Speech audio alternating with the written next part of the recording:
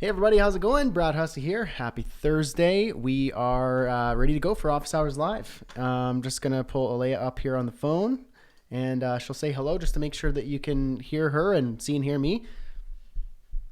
Hello, everybody. Happy Thursday. I'm so excited to see all of you. Awesome. Cool. Let us know in the comments there if everything's coming through on your end. Everybody who's watching, and then we'll get started here. I'm excited for this week's Office Hours Live because we have about 4 new members joining us just this week, and I'm excited to address some questions and introduce you. So we got Darren, who's new. We've got they didn't bring any questions, but they're more than welcome to ask questions at any point. But Darren actually has a question. We're going to address this question right away. And just pulling up my tab here with the Mastermind so that we can reference some questions. I've got a bunch of questions lined up today, so hopefully we can get them all in about in a jam-packed hour. So yeah, I just want to say hello to, again, everybody who's here. I really appreciate your time, but I want to say, hey, special shout out to Jason, Alexandru, and Darren and Jose. Those are kind of our brand new Freelancing Freedom members this week, and so really excited to have you on board. And we're going to jump in and party. Let's see who's here. Larry, good to see you. Brandy, Alex, Vasilis, Harold, awesome. Darren, of course. Monique says, is it Brad's birthday? Not today, but just on Sunday was my B day, and we enjoyed some food and family. Kept it chill. I don't like to make a big fuss out of myself, so but I was treated well. Let's see. Julie, good to see you. Jim, good to see you as well, and excited to talk about some of the things you've been going through lately. Yeah, we're good to go. Okay, sweet. So first question, let's jump straight in. So Darren, newest member of the week, says, as an aspiring freelance, hold on. As an aspiring freelance app developer, how much time should I be investing in my content marketing to attract potential customers? And what sort of content should I be putting out? My focus in 2019 has been growing my YouTube channel and my email list. I've primarily been creating random tutorials every week on the app building platform I use. But I'm wondering if I should pivot to doing more complete app walkthroughs so my audience can see me make complete apps. I'm sure this will be discussed in a later module in the course I'm going through. However, I'm ready to start heading in a focused direction. If it helps, here's my YouTube channel. So his YouTube channel on YouTube is Thunkable X Tutorials, and his primary opt-in is xtutorials.io. And I won't read out the whole URL here, but that's basically the question. So awesome question. It's great. I was happy to bring you on board because it's kind of cool to see someone coming from an app development standpoint. And I know that Jose actually is a programmer and builds kind of custom app solutions as well. So I knew it was a relevant topic, and I knew it would be applied or applicable to people across different industries. So, content marketing, creating content, creating tutorials, creating something that you can use as a marketing asset, essentially, to attract traffic and convert that traffic to ideally subscribers and ultimately clients, right? So what I want to kind of say about this is content marketing is, and this is kind of like a counterintuitive opinion on the matter, but content marketing is it's not as important as people think. So we're told that we need to be blogging all the time. We need to be creating content. We need to be, churning out content. We need to be creating multi-purpose content. We need to be blogging and posting and tweeting and all of there's always a new social media tool. And last week we talked a lot about the importance or lack of importance of social media, and more like the ineffectiveness of it. You put a lot of effort into it with very little return. So what I want you to be able to do, and this goes for Darren in addition to everybody else, is I want you to be able to put effort into something that you're going to get a lot high value return. And so if you're creating a piece of content, that's fine and that's good. It can actually be a great use of your time. But where people get hung up is when they try and create a volume of content and they think that the strategy is to be everywhere at all times, always be, let's call it ABC, always be creating, ABCC, always be creating content. And you think that by becoming like a content marketer, you'll be a leading authority because your articles and blogs and videos and tutorials and posts and stories and whatever else will be everywhere and be impossible to see. But all that's happening is you're creating noise. And people now more than ever have more and more information at their fingertips, and they're becoming numb to it. So there's content overload, way too much going on. And so when you contribute to it, you don't make yourself different in any way. Now, I'm not saying that you shouldn't be creating content, because I think it can be an important marketing asset for your business. The whole point of it is to market, to get your product or your service in front of potential buyers. That's the whole point. You're starting a business here. You're not starting like a passion because you're excited about the feeling you get when you post a YouTube video. I mean, that's fine. If you like doing that, cool. But what you want to be doing is actually building a business and getting customers. And you don't have to wait 6 months to start getting customers, because that's how long it's going to take for SEO to build up and for maybe an influencer to share your stuff. And so this is my kind of roundabout way of saying you should be using content to market your business, but it's just a piece of the content marketing machine. And instead of creating a volume of content, you can create a few pieces of key content and then repurpose it and consistently market that piece of content, so long as that piece of content always leads back into your primary funnel with the objective of getting somebody to buy your thing or get on the call so that you can sell them your service or your product, or to buy your course, whatever your end goal is. Don't make it so complicated and so long game-y where you're like, okay, I'm going to be in front of the reader today, and in 8.5 months, maybe they'll buy like my introductory $9 product. It's just a mess. It's not going to work. Everybody does that. And I've tried it. I still have pieces out there that are doing that. And I can tell you that they're not that effective. But what is effective is people want solutions to their problems. And if they have a problem now, they want it solved now, not in 8 months. So to come directly back to your question, your main question was, how much time should I be investing in content marketing to attract potential customers? Not a ton of time. Block off time each week, sure, to create the right content with the objective of getting somebody on your list, to put them through your marketing machine, your marketing funnel. You could be, like Friday afternoons. It could be, Mondays and Thursdays, or Tuesdays and Thursdays. However you want to structure that out. I suggest checking out, once you get there, Darren, my productivity method, the 2-block productivity method, where you batch out how you work and how you schedule out your day. So you're only working on one thing a day, maybe 2 at max. And then you can block off time. Say, this is the day where I create a piece of content or I market my piece of content. Set up the automations, hire an assistant to distribute it regularly. There's tools out there. You don't need to be in the weeds all the time. So what sort of content should I be putting out? This is what's most important. What sort of content you put out is more important than how much content you put out. So the content that you put out needs to be, as you just said there, Darren, quality over quantity. You could have, all it takes is one good piece of content to convert people to your list and ultimately your offer. And you want to close that gap as quick as possible.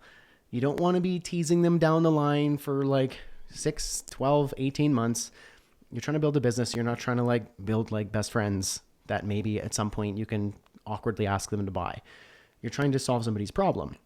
And so you need to know who that person is. So work backwards. Who's that person and what problem do they experience? You're kind of working through that right now. So I don't expect like a full on answer right now. You're going to be working through those modules shortly. Who is your dream customer and what do they struggle with? And how do you solve it? So what is your product? What is your service? What is your solution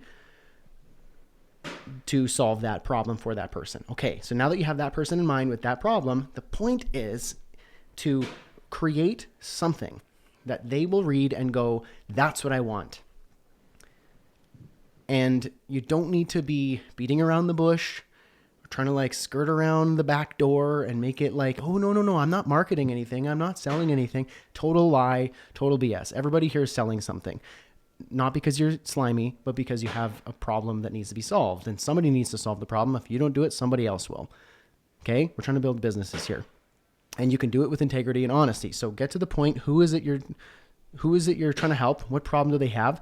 And what's your product or solution? How can you transform their lives or their businesses or whatever the issue is with your solution? How do you create a piece of content that can attract that person? Not like people like them or people who maybe potentially might be buyers at some point. Who's your ideal customer? Know everything about them. There's a workbook right in the course where you can go through it in creepy detail. And you need to know that person so that when you create something, a piece of content, a video tutorial, a video sales letter, a webinar, it doesn't matter. It's talking directly to them, speaking on their pain points, their challenges, what's holding them back, and how, they can overcome that. Why it's important to overcome that is a piece of the content. How is them getting on the phone with you, opting into your list, downloading your thing, buying your product, kind of however you want to frame it that way. The details are obviously in the course where you can structure that out, create your offering and everything, but that's the idea. Darren says here, this is very different from what I've heard from others, but I guess I'm changing my mindset from a YouTuber to a business owner. Yes, YouTubers don't make money, except for maybe a handful. We get like confused by the fact that there are some people out there who are making tons of money from sponsorships and advertising revenue, and they just create content. But those people are few and far between. That's the saying, right? Also, what a nightmare. Like where your whole life is focused around, okay, this could be good content. This would be good content. You have to document everything and spend all your time It's just, what a waste.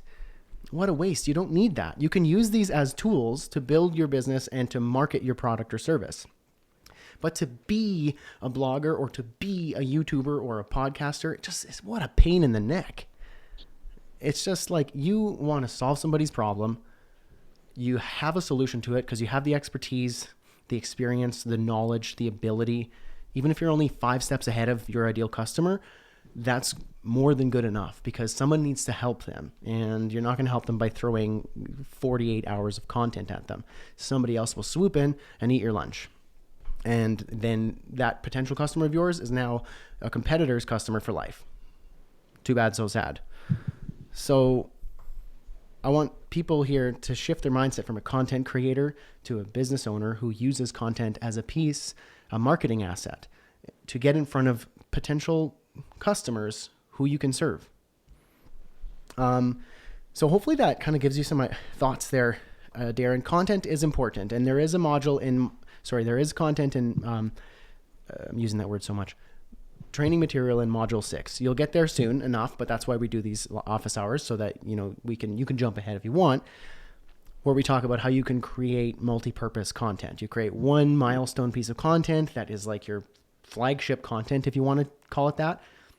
And you can split it out, hire an assistant and use tools and software to just have that be daily, all day, all year, marketing pieces of that content. And you have one good piece of content, one good video sales letter, one webinar, one tutorial, one workshop that funnels them right into your one call to action and gets them to your one email funnel, which gets them straight to your product or your phone call. So simple, but nobody ever does it because everybody's busy making noise. So all you got to do to be different is to not do that. And you're all automatically different. Okay. So cool. Great question. I was happy to have that one first because that's something that everybody needed to hear. It's so simple. because we get confused now because we have all this access to tools and software and technology and like information, and there's always something to be doing or creating or following, or a new shiny object or a new tool that you think is going to be like the silver bullet. But when business owners didn't have that access, they on one hand, they didn't have the advantage of like a global marketplace like we do. But our disadvantage is that we're just totally, there's a lot of people who just are confused about what the heck they should be doing, because they think that they need to be doing all of these 18,000 different things a day, when like the business owner before that, they identified a market deficiency, a solution to that, and they marketed the solution, sold it for a good price, ideally a premium price if it was something that was high value, and then boom, scale it up, bring on a team, done. You're good to go. You've created your retirement plan and you're helping people along the way. Now, people are just confused because they feel like they need to blog, podcast, YouTube, take all these things, do all that, try this technique, try this software. No, this is the webinar that's going to solve all your problems. No, this is the technique. No, I need to do this. No, I need to do this. No, I need to do this. No, it's all the same. Use these things to grow your business. Don't use them. I read an email today that said, use technology to make money. And I'm going to add to that, use technology to make money and serve people. Don't use it to feed addictions, confuse yourself, and overwhelm your entire life. Make sense? Cool. Good question. Love it. Also, yeah, if you hear any renovation sounds, we're still doing renos. So just a heads up. Cool. Vasilis, do more with less. Exactly. The secret sauce to your success and your sanity is to do less stuff, not do more stuff. Okay. Partner that mentality with the right direction, creating a good offer to an actual problem and knowing how to market it. You're good to go. I mean, it might take a little bit longer for some, it might be shorter for less, depending on, the value of your offering, the pain, the level of pain of your target audience, your budget, your time. There's lots of factors that go into how quickly this happens and how big it can grow, but it can happen. It's not like, business is like acting where, it's just a game of luck. This is like, no, it's just a game of doing the right thing in the right, generally in the right order, and get some guidance. Okay. That's why I created this, is to help you get rid of all the crap, focus on the simplicity of it all. I'm going to do my absolute best to give you the best advice and guidance along the way. Keep it simple, move forward on the right things, and you should get there. Cool. Harold has a question. Harold, for you, for our new members, I just want to introduce him. Feel free to say hi if you're here, Harold. Harold is our deaf member. So you've probably noticed all of our videos are closed captioned, and that is specifically because of Harold. He obviously can't hear, and so we made sure that everything is closed captioned and accessible as possible. And it also helps us think differently as to like, how can we make our material and our training accessible, and how can we have somebody who has to society a disability, how can we enable those people to be able to succeed so they don't feel like something is holding them back. And Harold is, nobody hustles harder than Harold, and I can guarantee that. So we try and make sure that Harold is hustling on the right things, because you can hustle on the wrong things. So Harold says, hey everyone, I'm going to try and, I won't read all this out verbatim, but I'll give a little bit of snippets here as I'm reading. Let's see. Last week we talked about Harold's website and how I basically said, Harold, I don't want you doing all the coding and designing. Harold likes coding and designing. A lot of people here are web developers and programmers by trade, and sometimes that's what they're offering as a service. But the problem is web developers tend to think that they need to be the ones doing all the work, coding all the things, because if they don't, God forbid, you're an imposter and you're a fake, and your clients are going to realize that you are a big liar. Clients don't care about your HTML. Your clients care about their problem being solved. So who cares about how you do it? Just get it done and solve the problem for them. Deliver on your promise. So I was telling Harold, like, I want you to stop getting into the weeds, focusing on building your own website. And so then Harold's response was, yes, I love hand coding. It's fun. I love to put things together and see how it works. It makes me feel great. It's a good learning experience. My fear of using a website builder, which was something I suggested, like Squarespace, WordPress, or using templates from somebody else, shows that I'm not good enough and that I can't build a simple site from scratch. It makes me feel like I'll fail and I'm being lazy because I work hard to improve my skills. Practice helps me to do better. I just feel that if I use the website builders, it limits me from doing more in the site. I just want to be honest with you guys and gals. Okay, great. There's nothing wrong with that response, but here's the thing. That would be a response of somebody who is not a sufficient enough employee. So if I am a business owner, which I am, and let's say I want to hire a full-time web developer to take care of all of my tech, I want that person to be really good. I want that person to have all of the latest, whatever is going on nowadays, whatever the web developers are drooling over nowadays. Sure. Yeah. I want all of that because I want the most value for my investment. So I'm investing in a person to help grow my business and to take a lot off of my plate. I want that person to be really good at what they do. So if that means all the latest tech and gadgets and techniques, yeah, have at it. If you're looking for a job, then that's your approach. But you're a business owner. So you're not the one who needs to be doing that. Yes, you could be doing that. And it's those business owners who know the craft and the trade and the skill, they're more respected by the people who they hire, who they bring on, because I know how this works, but I am building a business here. I can't be coding the sites, designing the sites, creating the strategy, talking to the, doing sales calls, doing a marketing strategy, doing project management. I can't do all of that. And if you did, which a lot of us do at the beginning as freelancers, you realize it's not scalable, and you can't make a legitimate business out of that, let alone make $100,000 a year doing that. It's not possible without losing your mind. So you need to approach it as a business owner. Nobody cares. Your employers care if you don't know how to get in the weeds and build sites, Harold. Who doesn't care are your clients. And that is if you are attracting and booking clients who have a problem that needs to be solved, and you happen to use your skill set to solve it. So if it's in the marketing realm, they need websites. I know your niche is getting deaf business owners kind of their websites and their marketing set up. You know how this all works, man. You don't need to be hand coding it. You're trying to help deaf business owners. This is where it's brilliant. I can't speak ASL. I know a couple of quick things, but like I couldn't be hired by a client who was deaf if I was doing their marketing, unless I was only doing text. You can speak to them.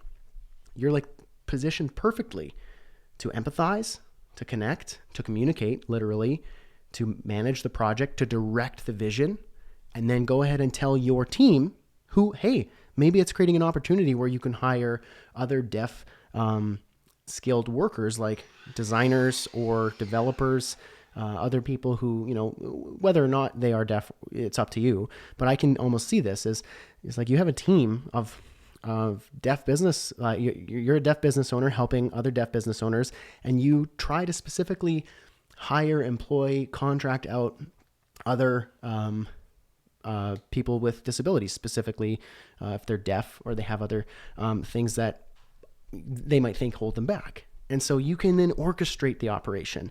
Squarespace, WordPress, ConvertKit, this tool, that tool, doesn't matter. You need to get them to a solution.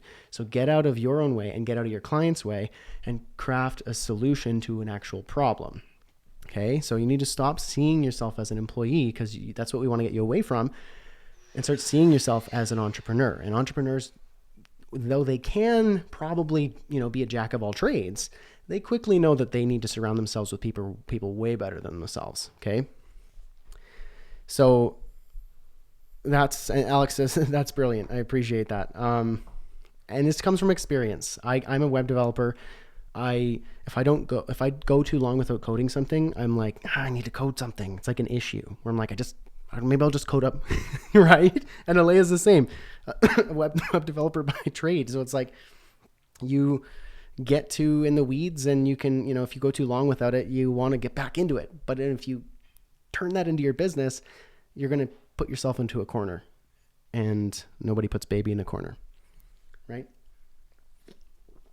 So, yeah, it's good. It's a good movie. So good question there, Harold. I appreciate that, and I hope that was helpful. I know that other people here are saying, that makes sense. Susan says it right there. Your deaf clients need you ASAP, because only you can serve them like you can. Now, I know that you're not the only deaf person, but there's not a lot of deaf people who are trying to do what you're trying to do. So you've got like a fresh market, and I think you can trailblaze make some serious movement on that. But you need to get out of your own way. Okay. Don't be afraid to leverage your time, your skills, and other people's time and skills so that you can solve problems for people. You're not trying to be an employee. You're trying to actually be a problem solver for people who just like want to be able to provide for their families and build businesses and market their solutions. And you can do that, and you can talk to them. I can't. So, yeah, hopefully that was helpful for you, Harold, and everybody here. Okay, let's jump into another question. We got, Nikola Birisic. Hopefully I got your name right. Nikola says, hey all, I have a question about the retainer pricing module. Really like how the package examples are displayed. I know that you have put the on-demand work and hours for it based on the package, but what if you have a client who's constantly having emergencies, and of course it is, breached and out of scope? How do I deal with that? Maybe Alea, if you're cool with it, I'll let you take that question just so I could take a speaking break. And I know that you have a lot of experience when it comes to this particular topic, so I want you to chat about it a bit if you can.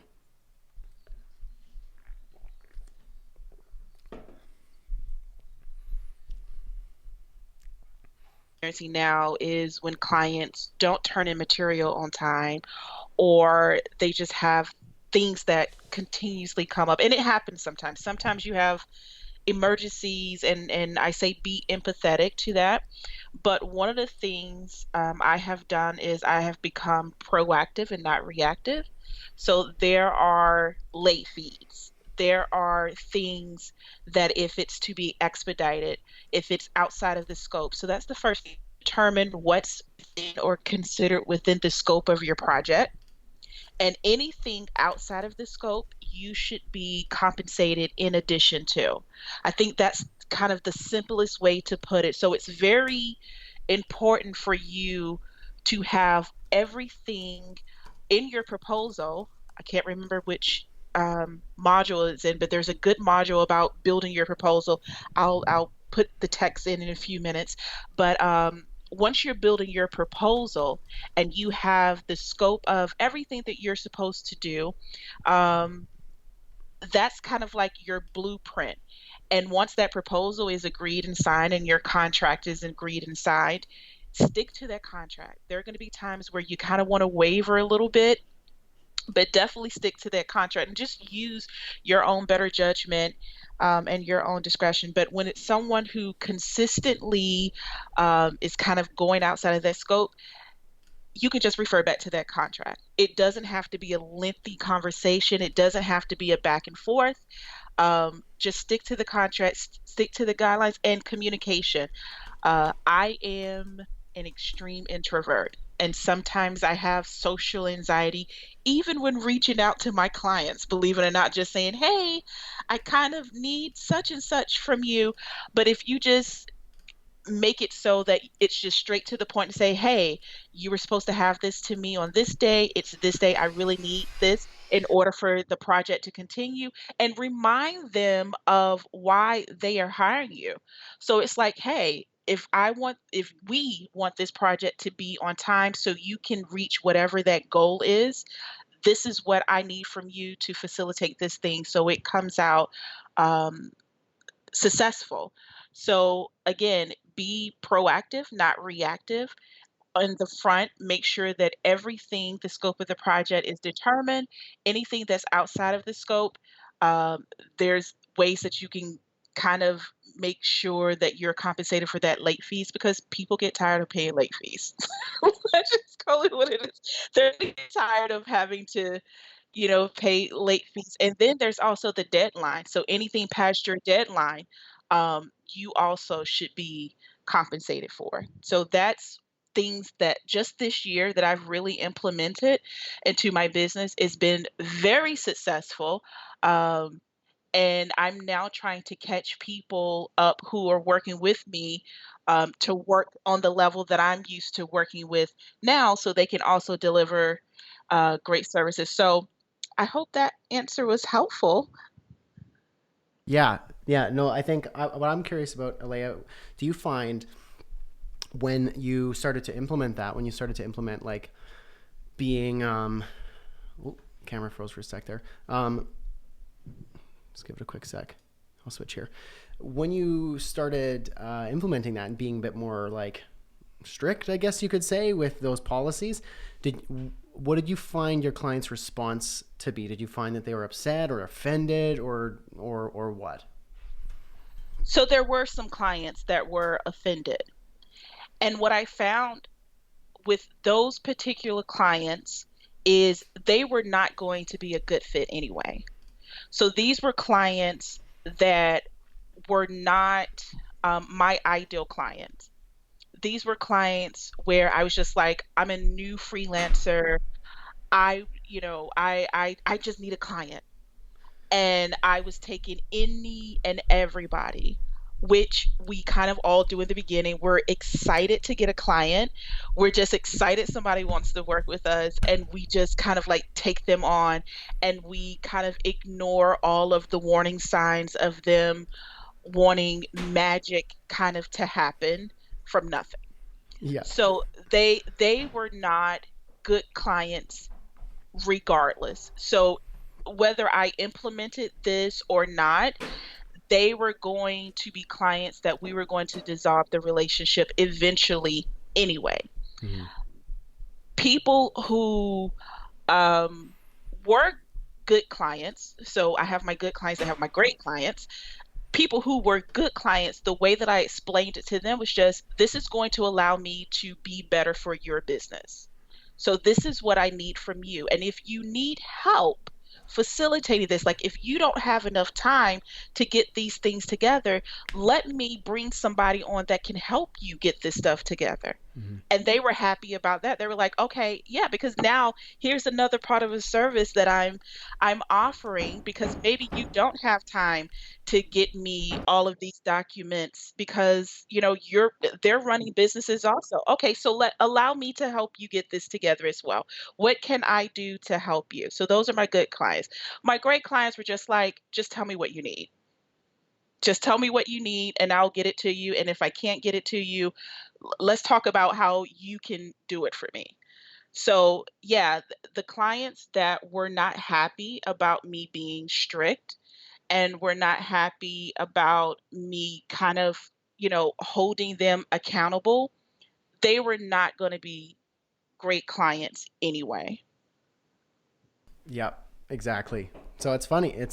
I find that interesting because same thing for me.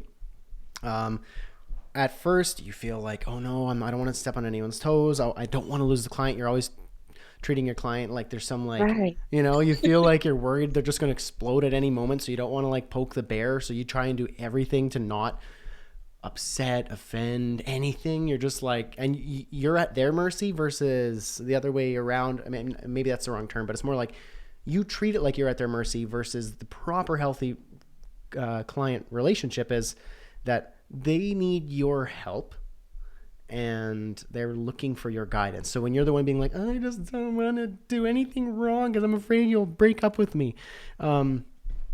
One, if that's the type of client that you're working with, then you got the wrong type of client. You're going to burn out quickly. You're not going to be able to build your business. Those people are certainly not giving you that much money, and they're not really having problems solved. They're just looking for like commodity. They're looking for like a kind of a hired gun.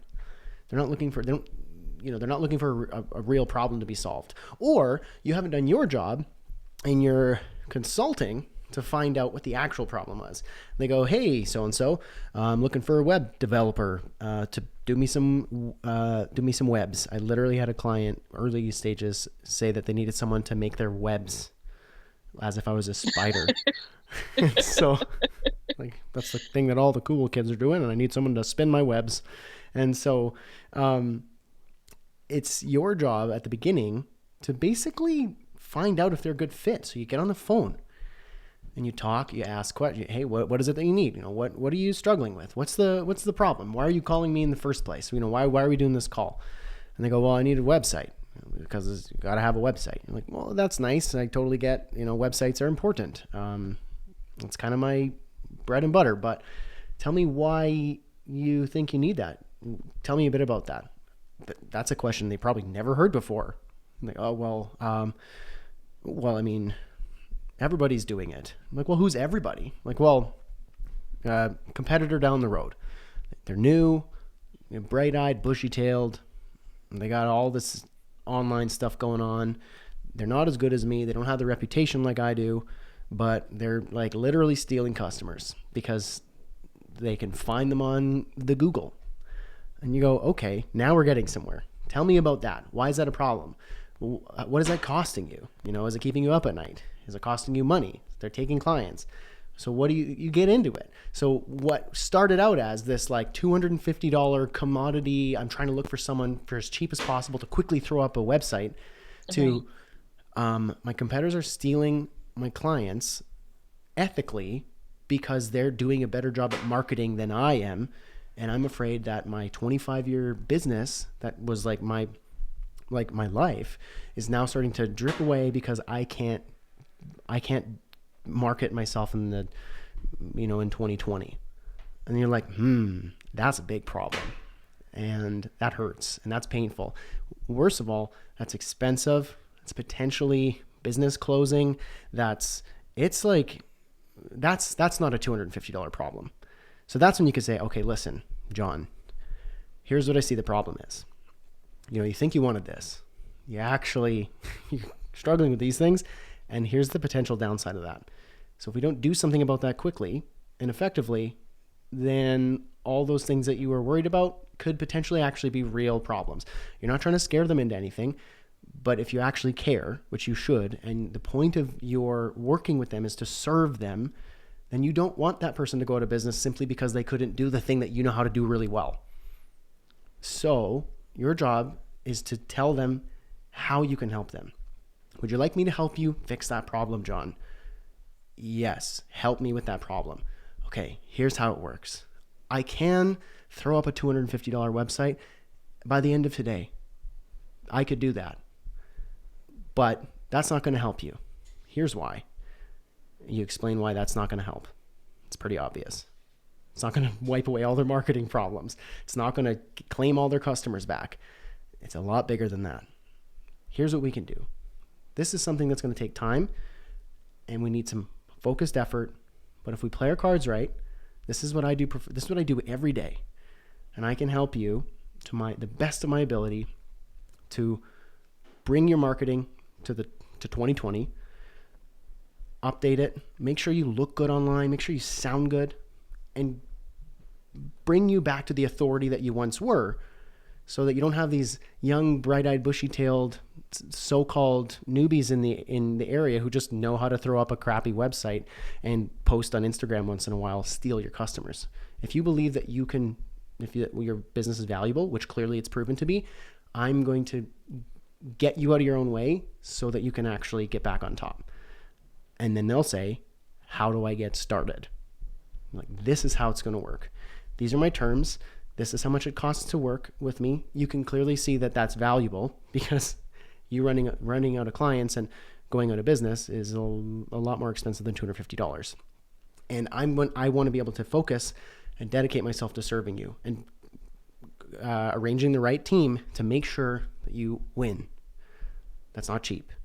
Okay, we can start with a deposit, and it's a monthly fee of $1,000. It could take us 6 months, might be 8. If you want to keep us on retainer after our initial contract of 4 months, then we can keep it for $500. If something comes up outside of that scope, then just give me a call and we can arrange something to solve the problem for you. Then they respect you and they go, okay, yeah, no, I think I can make that work. What are the details? How do we get started?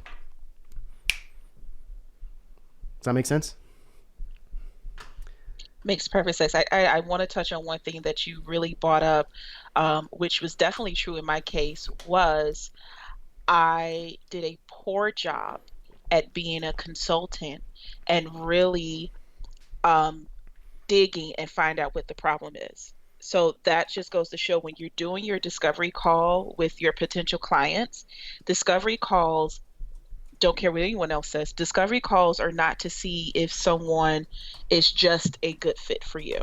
It's there to solve the problem. It's there to give details for the project. It's there to really dig deep to avoid problems like this. And when you don't do that, and I'm admitting in the beginning, I did not do that. This is why I ended up with the clients I did.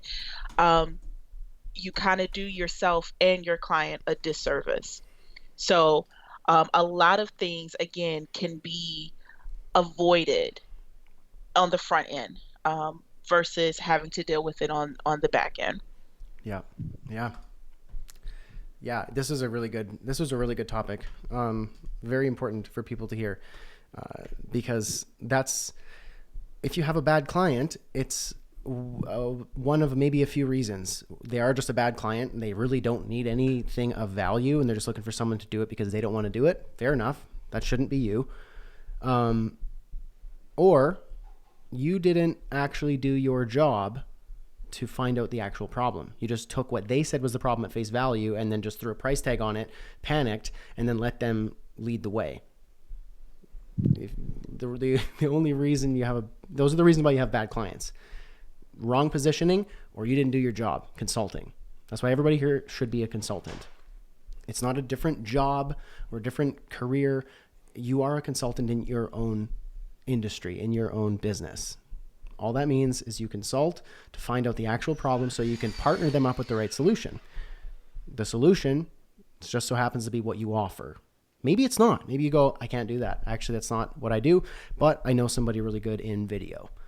And they're going to help you out with that. I'll give them a call and then they'll give you a call. That's what a consultant does. Okay.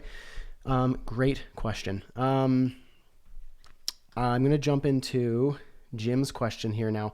Jim, for those of you who've been following along, anyone new, basically Jim Sparks came into this thinking that he was going to be a web developer and doing marketing for, what a lot of us are doing. But just recently realized that's not what he wants to do. He's redoing this whole program as a life coach for dads. Basically, trying to find out the right offering for dads who need a coach, a partner to help them through the thick of what it means to be a father, a professional, in their health, in their wellness, their marriage. So he's working through finding out a good offering for that and restructuring and positioning himself to do just that, which is really cool to witness. And so we're really excited when he's making progress on it. So he has a couple questions. The question here today. So basically we wanted Jim to have a simple marketing funnel in place for his dad coaching business. And for today. So last week we said, get this done by next Thursday and we'll review it. And so basically Jim had a couple, he said, I'm not going to have the full funnel in place because of a couple things. I'm going to pull up that comment there. Just going to dig it up really quickly. It's pretty recent. Okay. Couple questions there, Jim. Just going through. Hold on. Pulling up his profile, and then I can see all of his posts, I believe. Yeah, you'll go to his profile and then you'll see recent activity. Okay, perfect. Awesome. I love that. I love that about the mastermind. It's way easier to do this whole thing and to help people and to answer these questions, and way better moving this off of Facebook. Here we go. So Jim said, this was fun. I read this. This is very kind. He said, learn some lessons this week. Brad is right. Don't tell him though. I've been playing. I won't. I will not tell him. I've been playing with building my own landing page in WordPress versus using a service, because Jim, by trade, is a web developer and wants to build it himself. Totally get it. Took me forever to find a service and some landing pages that would work and that I liked. Still not 100% sold, but whatever. Decided to plow ahead, developing it in WordPress because I was already doing that, so keep going. And he wanted an MVP, minimum viable product, done by today. Now he's having trouble getting overlays to work and things coming up, tech glitches and issues last minute before office hours. So I realized I just need to stick to a proven commodity and roll with it. Second thing he says, I don't want to do the website and marketing and funnel creation and such long term. I want to start generating a good income from helping dads so that I can pay other people to do that for me. And I can focus on making the world a less scary place. Again, Brad is right. And again, please don't tell him. 3, I need a better setup for recording videos. I need to be able to record them without looking off into the distance and all the logistics about filming. We can talk about that after. And also, this can be an ongoing discussion as well. 4, I need to shorten my video sales letter. It came in around 9 minutes. Too long for what I'm trying to accomplish. I need to refine my script and practice so that it flows better. That's why we are here. So we want you to give us your marketing materials. Post it in the community. Post it for the Office Hours Live, and we'll work through it. That's what this is about. That's why this is not just like a video course that you could take anywhere. It's actual coaching and training to help you actually get better at marketing. Not by saying, here, look at this one video and try and apply it, and I will never help you. No. Like, this is what this is about. So if you have a crappy video sales letter, we're going to make it not crappy. You're going to do the work. We'll coach you through it. Need to be able to push through a little better than I am. Family's a little sick this week, so not as available. I need to be out in front of things more, so I'm not scrambling at last minute. I am totally obsessed with what I want to do. I need to be careful of shiny objects, and I've been trying to consume as much as I can about life coaching, which will then bring you down the wormhole of everybody trying to sell you how to be a life coach. Get it? You got pixels tracked all over your computer now, and anywhere you go, you're going to see somebody's, proven method that is better than everybody else's. There's always going to be somebody who's trying to sell you a thing. Nothing wrong with that, but your job as a responsible consumer and business owner is to focus on the right areas. That's what this is about, okay? That's why you're here. I want you to, you're more than welcome to go and find other people to help you with aspects of your business. Back in the old days, we didn't have that. People didn't have that. They found one person, mentor, training, and focused on that. And they saw it through until they surpassed that person or achieved their goal. Instead of going 10% of the way, ooh, I'm distracted, 10% of the way, ooh, I'm distracted, 10% of the way, ooh, this conference, ooh, this mentor, ooh, this person, ooh, this person. The point is to see it through. So we want to be able to see you through this whole thing. And so, yes, you need to be more focused and eliminate the distraction. And then you said lose 40 pounds that I found over the last year. Short version, this means I won't have the MVP for today. I'll post my first crack of the video if anyone wants to watch. Yes, please post your video. I want to see version 1, and then we'll get some feedback from people. We'll check it out as well, and we can talk about it next week as well, and in the comments and everything like that. So to bring it back to Jim's question there about recording the video, he's recording that video lead magnet style, he says, to offer once people give me their email. So the top of Jim's funnel is enter an email. So you get onto his coaching landing page that expresses some sort of offer that makes people want to give their email, so that now he can have an email address to essentially nurture and market to. That's the point. Like, if you think that that's not what it is, then you're fooling yourself. The only reason why you should be building an email list is so that you can solve their problem and get them to purchase your service, your product, enroll in your program, whatever it is. That's what it is. It is what it is. We're building businesses. We're not trying to build up your good feelings, okay? And you can have those good feelings by serving those people. So it's not about the number of subscribers or any of that. It's about getting the right people, nurturing them, and then having them work with you. Okay. So he's trying to record a video, the video sales letter. And a video sales letter is essentially a video that explains briefly, hey, are you this type of person? Struggle with this and this and this? Cool. Hey, my name is Jim. This is who I am. This is what I went through. This is a little bit of my story. Don't talk too much about it because no one really cares that much. But they want to know that you're relatable, or you're kind of like me. People like us do things like this. Keep that in mind. Very brief. Okay, so here's how we can get through 3 of the things that you should probably work through, or that you should work through in order to overcome this major obstacle. This, we'll talk about why it's important to solve that. This, talk about why it's important to solve that. And this, talk about why it's important to solve that. How do you solve that? Great. Glad you're here. Book a call with me and we'll jump on the phone. We'll work through your specific scenario and we'll talk about how I might be able to help you. If I can, cool, I'll let you know. If not, boom, I'll let you know that as well, because you're honest and you have integrity. You want to help people who you feel like you can help. And the only way you can really know that is to get that potential client on the phone to go, hey, what's your deal? Who are you? What are you struggling with? Oh, wow, I didn't realize that. I never thought about that before. You know what? That's out of my realm. I can't actually help you with that.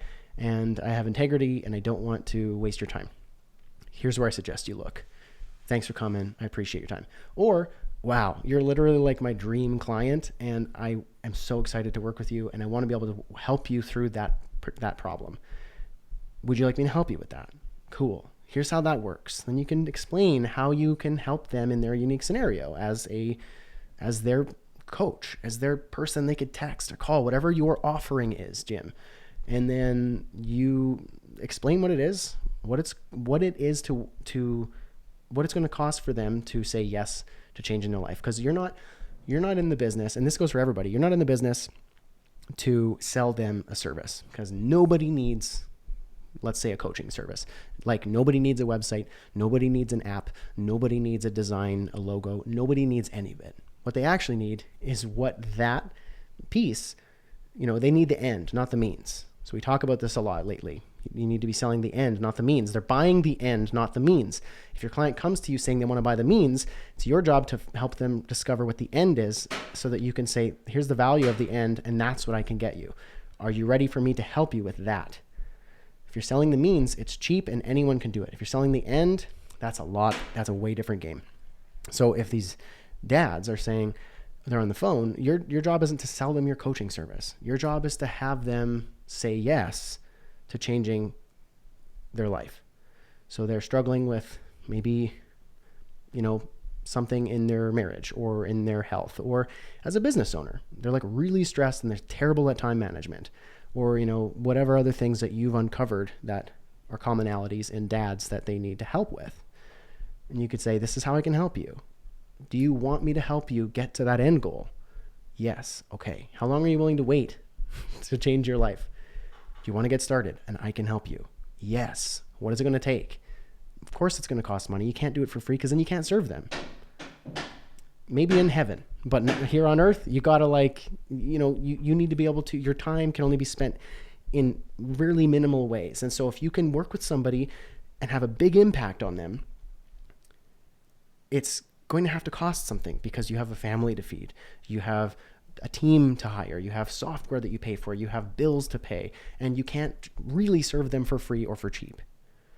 If you really want to have impact, solve their problem, and see them through to be like their number one coach through that problem, that is valuable. And that's what you're selling. The value of what you're delivering, not the means. You're selling the end. Okay? So then you went on to say, how do I make the video more structured? I kind of gave you a little bit of that template there. Introduce yourself very briefly. Hey, are you this person? Okay, you're going to want to watch this video. Hey, my name is Jim Sparks. This is a little bit of my background. Make it relevant to them. Don't make it about, your sob story or anything like that. And I don't mean to say that as to be insensitive or anything, but think about who's watching. A dad who's struggling with this. Do they want to hear like your whole life story?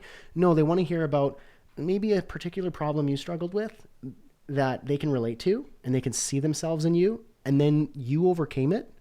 I want that. I want what Jim has. Great. That's the point of it, is to get them to have rapport, is to connect with them and give them a couple top things, like 1, 2, or 3 primary things. Like that's the content of your video sales letter. Here are the 3 things that you got to focus on this year. This, here's why it's important. This, here's why it's important. This, here's why it's important. Sound like something you want to do? Great. Here's how this works. Book a call with me or opt into my list. I prefer getting them on the phone, especially if you're a life coach and you're going to be serving them. Get them on the phone, talk to them, because then you can actually have a human connection and enroll them in your service or your product or whatever it is that you want to work on. And give them their call to action. That's it. 5 minutes, 7 minutes. That's it. Okay.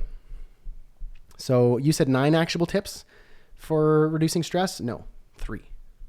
3 things. 3 top level things that you know that they struggle with and they really want to overcome. So that's where you can do some market research. So asking dads, people you know, looking inward, asking, other people in your community, in this community, and your friends and circles, coworkers, everything like that. What are those main things that you kind of are your biggest challenges as a dad? Collect feedback. You get 100 responses, you get 50 responses, find commonalities, find the 3 main things that everybody's saying. Boom. There's the meat for your video sales letter. Heck, there's the meat for your webinar, for your 30-minute webinar. The 3 things that dads experience that they wish they could overcome. That's how that works. And that works for anybody. Who's your ideal client? That's why we work through the dream customer avatar in creepy detail so you can go find them and ask them and whom they represent. What are those things? What are your biggest challenges? And then you get a bunch of responses. This is you testing and validating a product market fit. And then you could say, okay, here are 18 responses I got. There are 3 major themes here. That is what I need to touch on. That, now bringing it back to Darren's question about content, those are your 3 pieces of content. Make them the best 3 pieces of content. Don't show them exactly how to solve the problem. That's what they hire you for. But they need to see that you are the authority on it. You know what you're talking about. Here are some actionable steps that you can get started today. But if you really want to overcome this problem, give me a call. Does that make sense? Awesome. This is a really good question here, Jim. So I'm going to mark that one as done. But I know you had another quick question there about tech, about video. Let me just see what's going on in the comments. Let's see. Julie says, I'm on my phone hotspot, so hopefully I stay connected. Yes, Julie, because you do have a question here, and I would like to get to it before we wrap. Jim, there's like 8 things here. I was a bit chatty this afternoon. Yeah, I saw that. No worries. Post the video and the script. Please do. They all want to teach me how to build a business. I'm pretty happy here. I want someone to show me how a better way to coach folks. Yes, stay here for that. And of course, read books, like get information, get guidance, but apply it, okay? And don't get distracted by all of what's happening around you. You can learn how to be a good coach by coaching. Of course, do some reading, ask questions here. We are more than happy to provide guidance in that. Essentially what we're doing here is coaching as well, just in a different market. And what you want to be able to do is like, you want to just get people on the phone. You want to actually start getting those clients. You want to start coaching. And that's how you start being a good coach. You're probably going to be really bad at it at first. And that's not something to scare you away. It's just because you're nervous. You're trying to figure it out. It's okay. Learn, apply, and just keep moving forward. Don't get ready to get ready. Just start. Harold says, Brad, I just want to say I appreciate that you brought this up and talked about it. Thank you for helping me realize about my mindset. Of course, Harold, glad to help. Jim, that'll shorten it a ton. Good gosh, that makes so much sense. Why does it take getting on this video for it to click? Julie says, because we can't do it alone. Exactly. That's why I put this together. One of the many reasons why I put this together, because I like seeing you guys thrive and overcome and break through. Makes me very happy. Okay, so Julie here, we're closing up on the hour, but we started a few minutes late, so all good. Julie's question here was a question on having subcontractors. If I'm going to have a few collaborators I work with regularly, I have a video guy, an illustrator, WordPress, SEO marketing guy. What is the best way to establish a contractor fee/rate and charge these services to my client seamlessly so that I still am earning money and managing the project and services? Okay, really, really good question. I see Alex has a question there too. I'll try and get to your question there at the top, the end of this question here, Alex. So I have a remedy to that problem, Julie, and perhaps Alea can give her take on it as well. I'm just putting the timestamp here. Cool.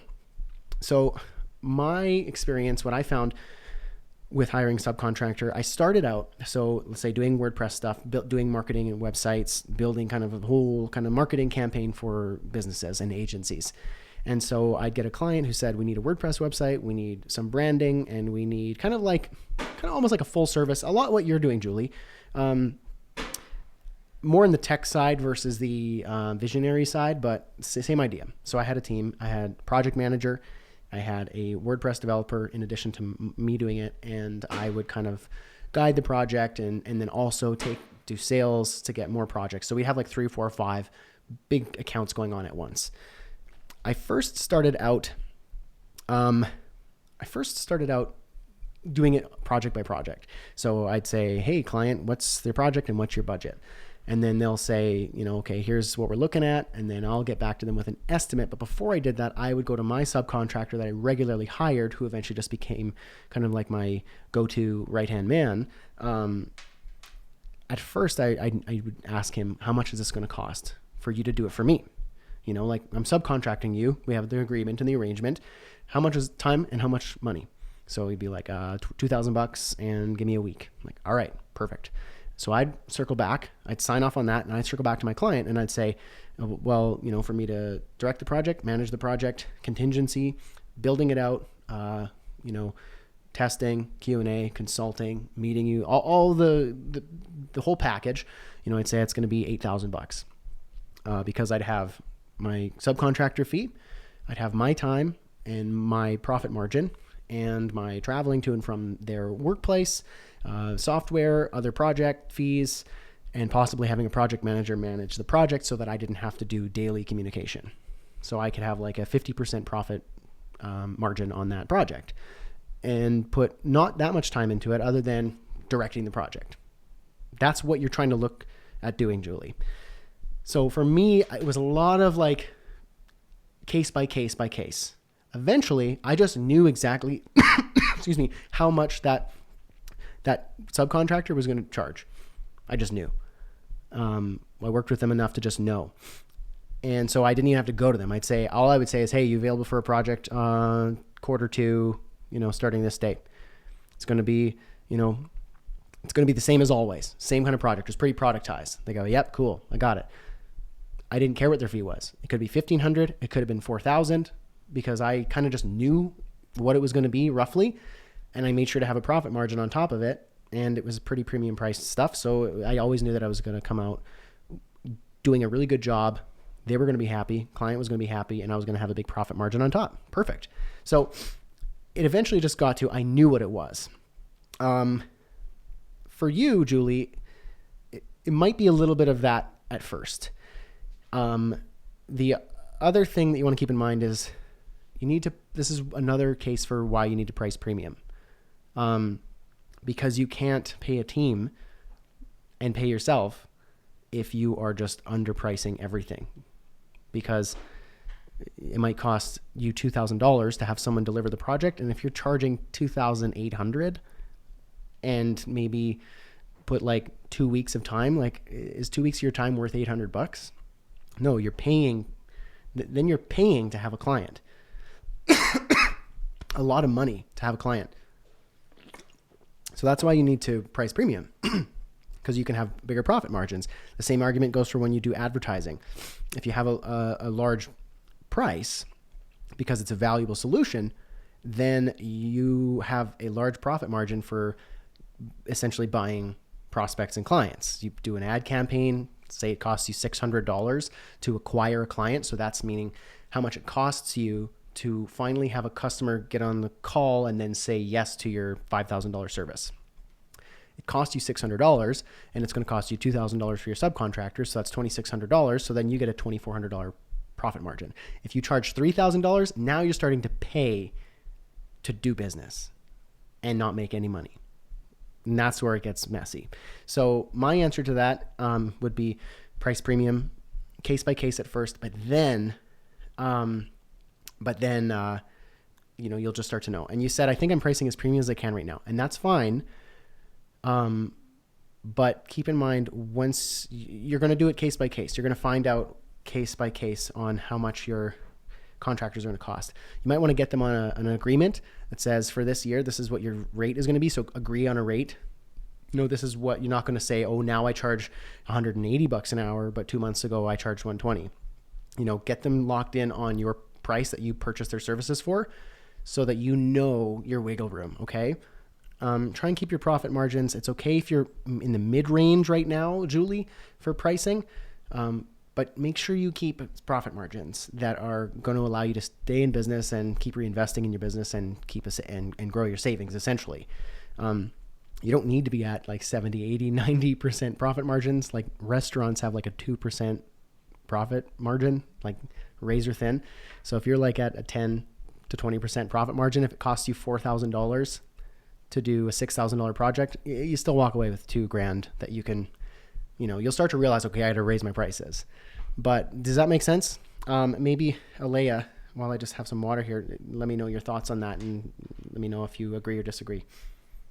No, I agree with everything. And I was actually, because I had a little coughing over here, but as you were talking, I was like, yes, make sure you are pricing premium. There's something about when you're subcontracting that I found within my community where they're like, okay, but I have to pay this person. You should make sure that you are compensated, even if it's just you delegating the work as your business. Um, right now, I only have two full-time people and one part-time person that we just bought on working with me. And I've only been able to afford to keep them on because I started pricing premium. And I think that's kind of like the secret sauce in subcontracting, that and just developing system. And we're still in the midst of developing. So I tell all my clients, I said, you're our guinea pigs. I'm so sorry. We're just trying to get it together. We're just trying to make sure that we are giving you guys like the best, but making sure that you have systems in place, making sure you have the right people, um, and pricing premium. And I know you said that you think that this is as premium as you can get, but it also seems you have a lot going on. You have, I'm wondering, and this is just my impression, is this really as premium you can get? Because you're saying that you're high video and design, and you have all of these people who you are hiring. That takes a lot of investment to have all of those people. I don't know how you feel about that, Brad, but that's a lot of people to have on the team to not be in the more than 7, 8,000 for a project. That's a lot to bring on the team. I don't know what you're charging, but if that's not even the minimum, let's revisit that. Yep. Amen to that. Yes, absolutely. Because what you're doing, Julie, there's two parts of this. Completely agree with Alea, and it sparked a thought was you are not only providing this service and this solution and this branding and direction and acting as kind of like their creative visionary, but you're also arranging the team to get it done. So if you just said, all right, client, do it yourself, if they want it done good, the way that you would in a superior fashion, then yeah, they're going to need to hire a video person. They're going to need to hire a copywriter. They're going to need to hire somebody who can manage the project, or they're going to manage the project and take away from their work and their business. And that's going to cost them way more than $7,000, $8,000, $10,000. And you're adding a lot of value in addition to solving the problem. So it takes a lot to say, we can achieve that vision. I'm going to bring on my team, and that costs me my time. It costs me to hire people, paying them a fair wage. I manage the project, and you're not the only person I'm working with. So I got to make sure I'm doing this right. And that's what you're not only paying for the value of what you get, but you're paying for what it means to have the right team execute. And that's where, when we talked about doing being a consultant, doing consultative selling over the phone, doing a strategy call or a road mapping call, a breakthrough call initially, or it's a meeting in person, to ask them what the problem is and to actually find out what the actual problem is. So do that Socratic questioning. Why do you say that? Why is it that is the problem? Tell me more about that problem. What do you think about that? Be like that annoying person who keeps asking questions so that they get to the actual problem, because that's the problem. You need to solve that. So they might have a problem on the surface, it's bubbling up and it's annoying, and so they think that's the problem. So it's like when you have like a rash. We talked about this a few weeks back. When you have a rash on your skin, you might think, oh, just put something topical like a cream. But maybe it's because you have a dietary issue and you're allergic to, meat or gluten or something like that. And you actually have a major problem and you're just putting cream on the top. Give me that $5 cream from the drugstore and that'll solve the problem, right? No, it never does. It might even make it worse because probably you're allergic to something in that cream and that's what the problem is inside. And so they might say, hey, I got this rash. I want this rash to go away. Solve the problem for my rash. I'm like, no, tell me more about that rash. When did it happen? Why is it there? What does it feel like? How long has it been there? Yada, yada, yada, yada, yada. Oh, you, my friend, are allergic to this and we need to get rid of that. It's not a $5 cream. You need to actually come in for a call. We need to do an examination and we need to solve it quickly because you're not going to get rid of that with your stupid cream. So your job is to do the same thing. If you're not charging enough and you're afraid you're not charging enough, it's okay to ease your way up there. But there are people who need that high value solution that comes at a high ticket price because they're already struggling with that problem, but perhaps you just haven't asked enough questions to really uncover what the problem is. And that just takes your phone call. That takes your breakthrough meeting. It takes meeting them in person, taking them out to coffee and getting deep into that question. The last office hours, Alea said, you are the physician of your niche. And that's exactly the case. Treat yourself like a physician. When you go to the doctor's office, they don't say, oh, you got the little rash there. Here's a cream. They go, well, tell me about that. Why does that happen? Why is that there? Like I went to the optometrist this morning because I got debris hit my eye on Sunday and I thought, whatever, it's fine. And still having problems with it and eye strain and eye irritation. And so I went to the optometrist and she didn't just go, oh, you got something poked your eye. That's okay. Just sleep a little bit. She did an eye exam. She, put a steroid in my eye and she did all the pressure tests and everything, checked it all out and then prescribed me a relatively, it's not that expensive, but she prescribed me a prescription for a steroid that I have to use for the next 10 days to solve the actual problem, which wouldn't go away if I didn't do this. So that's what you need to do is you need to ask the right questions to get into the real problem. And those are valuable. What you'll offer at that problem level is valuable and can't be cheap. And that's just me saying it because if you want to actually solve the problem, you can't do it cheap. High value solutions cost money. Because it's not a commodity. It's not something that's just like a topical cream. So don't treat your business like a topical ointment. That's another quotable, a weird one. Julie says, so is it easier to have them do project by project or hourly? If it is one-time projects with my retainer, so I just add it on. Okay, to quickly answer that question, Julie, and then we'll wrap up with Alex's question, and then Bailey had one. I got a few more minutes. If you can get fixed fees from your subcontractors, that's better because then the more consistency you have, the better. Agreed. Yeah. Agreed. And if your subcontractor's like, no, I only do hourly, you go, no, that's not in our terms. Our terms that we're going to sign on this contract, you get your subcontractor agreement in place. It's a thing. You got to do it too. Is to say, you need to price us fixed. That's it. We're giving you work. You don't have to market your business because we're giving you work. So I'm doing the marketing and the project management. All I need you to do is your craft. And that's like a dream for certain designers, certain developers to just be like, yeah, I just get work handed to me. I just do my job, get in, get out, and then I'm done. Great. But it needs to be fixed fee. If it's hourly, then they can gouge you. Then they can be, there's no control. As the entrepreneur, as the business owner, as the person who manages the project, you need to have as much control as possible. Eliminate variables. Variables like hourly rates of your subcontractors. No, you say it's going to be this much. This is like, it could be a weekly rate. I'm like, what's your weekly rate? Get them to figure out their weekly rate. Send them my calculator and get them to figure out their weekly rate. And then you can negotiate from there and say, I will pay you $500 a week to do these projects. It should be no longer than 3 weeks. So it could be $500, could be $1,500. And, you can go from there. It could be a fixed fee, but hourly, keep as much variability out as possible.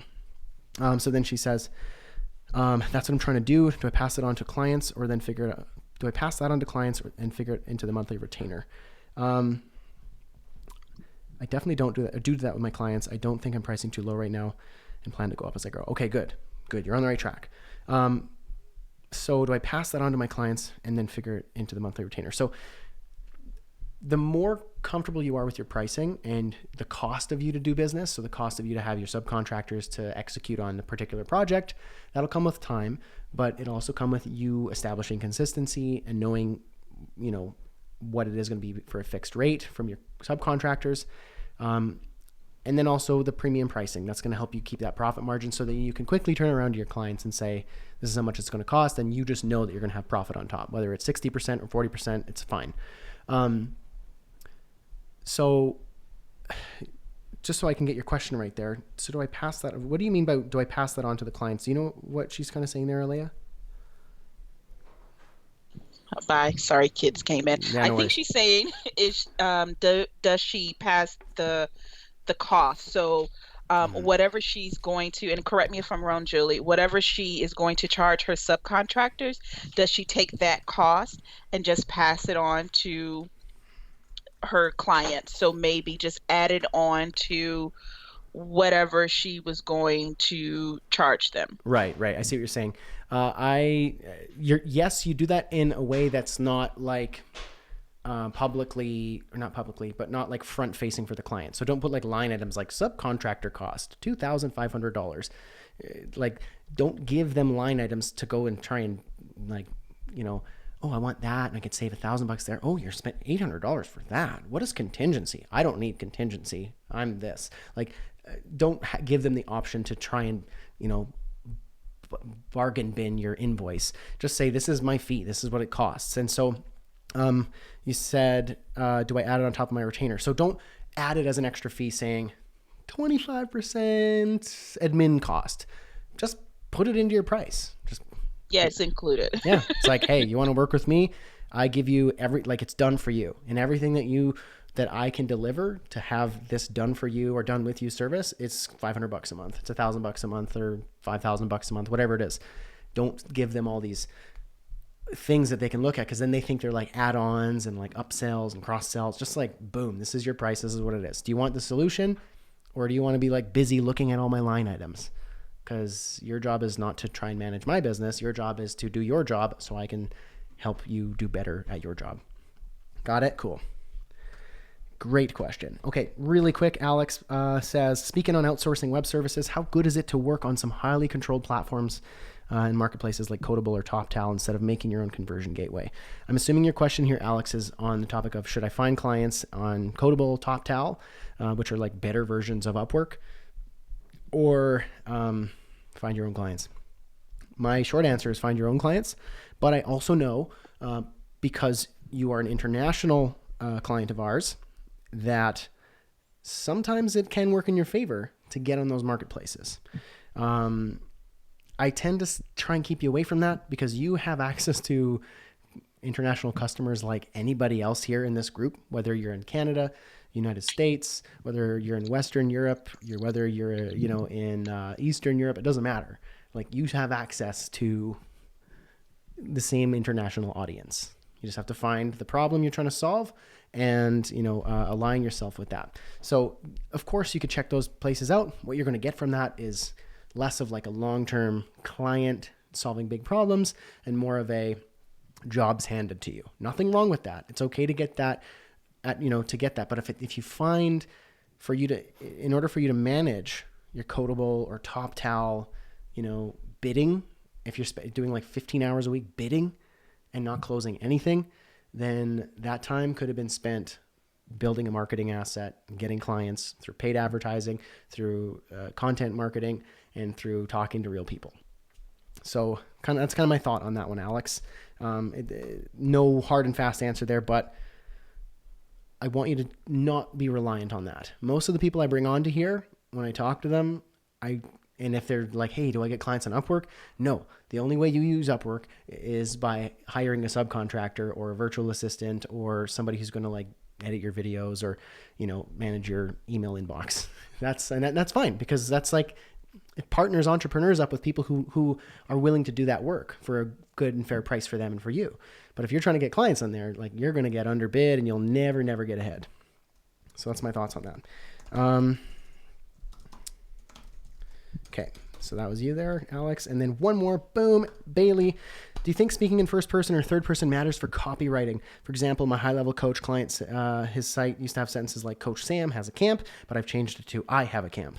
The sentences are better than that, but keeping it simple. Not sure how I feel seeing but thought it would seem more personal with his clients. With coaches, if you have a coaching company where you have you're like arranging to partner people up with coaches, whether it's like a fitness coach or like a life coach or a health coach, whatever the coach is. If you're partnering people up, if you have a business that has like 5 coaches or like 5 therapists or 5 consultants, or you know what I mean? If you have if you're doing coaching, consulting, therapy, whatever your service is, if you're running that, then you would say we, because it makes the most sense. But for coaching specifically, if it's just you selling your individual expertise and value and connection, I would work better. That's my thought on that. I wouldn't think too hard, but be consistent. That's the thing. You don't want to have Coach Sam's marketing materials sometimes say we and sometimes say I. It just sends weird messages and it's inconsistent and it looks unprofessional. Just keep it consistent. If he wants I, keep it with I. If he wants we, keep it with we. My thought in this particular case, Coach Sam, if he's the only guy coaching, makes the most sense. People want Coach Sam versus the Coach Sam company. Make sense? Cool question. And still important. And that, my friends, is Office Hours Live on Thursdays. That was a solid session. I really appreciate all of your time and your questions. It was great spending some time with you. Again, welcome to all of our new members. This is how this works. This is how our weekly coaching works. It's a living, breathing thing. We're here to help guide you from where you are to where you want to be.